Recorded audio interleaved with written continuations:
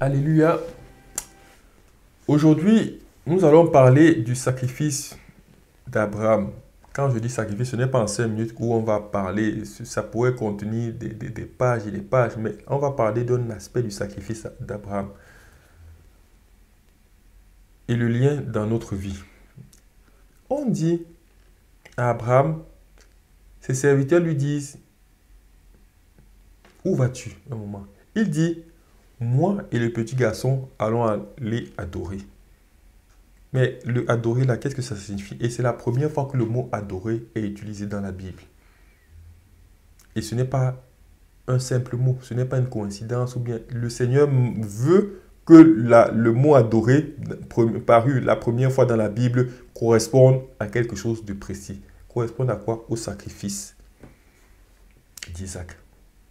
Il y a beaucoup de choses à retirer de ce sacrifice d'Isaac, mais je vais d'abord prendre la notion de sacrifice. Adorer, c'est sacrifice. Il n'y a pas d'adoration sans le sacrifice. Il n'y a pas d'amour sans le sacrifice. Le Seigneur Jésus lui-même, il mit le comble de son amour en donnant sa vie pour ses frères. Il n'y a pas plus grand amour que de donner sa vie. Donc, celui qui retire le sacrifice, il ne peut pas être un adorateur. Celui qui retire le sacrifice, il ne peut pas être dans l'amour. Quelqu'un t'insulte. Pourquoi tu ne lui rends pas son insulte? Il faudrait être dans le sacrifice. Tu as pris pour toi. Et tu as éteint l'incendie. Ceux qui ne veulent pas le sacrifice, il faudrait qu'ils comprennent qu'ils sont en train de s'égarer. Ils sont dans un christianisme vidé de son essence. La base du christianisme même. Tout ce qui nous est dit, tout ce que nous avons même acquis, cela provient d'un sacrifice. Donc, il faudra donner les Isaac un moment ou l'autre. Il faudra donner les Isaac que nous avons dans nos vies. Des choses qui ne sont pas mauvaises en soi, mais que nous affectionnons, nous mettons dessus quasi de tout. Et il faudra que Dieu nous rappelle, donne-moi cela, donne-moi Isaac.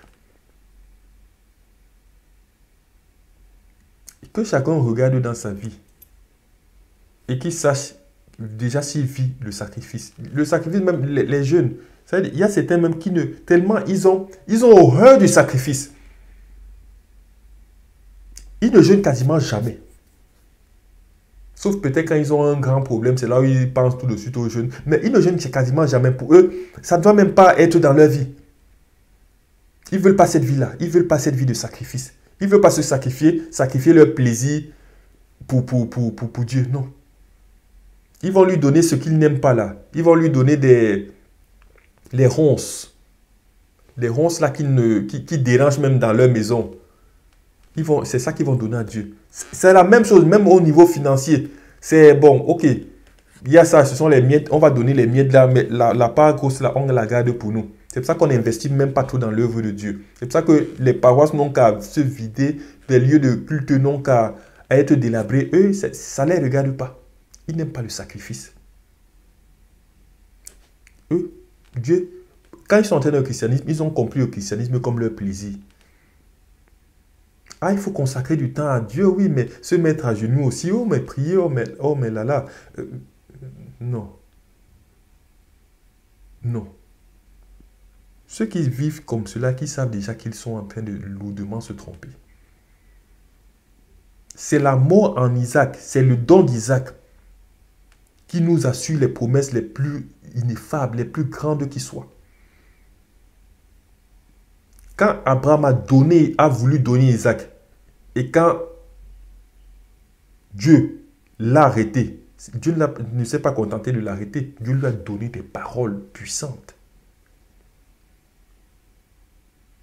Dieu lui a donné des paroles très puissantes. C'est progressif. Tu donnes un peu, tu as un peu. Plus tu donnes des Isaac, Et plus tu récoltes des paroles encore plus grandes de Dieu. Donc, que chacun de nous regarde les Isaac qu'il doit donner dans sa vie. Et comme je le dis, oui, ce n'est pas de sortir de ces enseignements et de dire, oh, je dois donner des Isaac dans ma vie. Je dois donner des... Après, bon, on est passé à autre chose. Il faut, en quittant cet enseignement, regarder quels sont les Isaac. S'asseoir, on a écouté l'enseignement, ok. Maintenant, on a écouté, on se donne encore 5 minutes. Que chacun regarde dans sa vie. Quel Isaac je peux donner dans ma vie? Au niveau professionnel, au niveau de mon couple, au niveau de mon temps, au niveau de mon argent, au niveau de ma voiture. Il n'a qu'à réfléchir, c'est pousser, comme on dit, c'est une réflexion.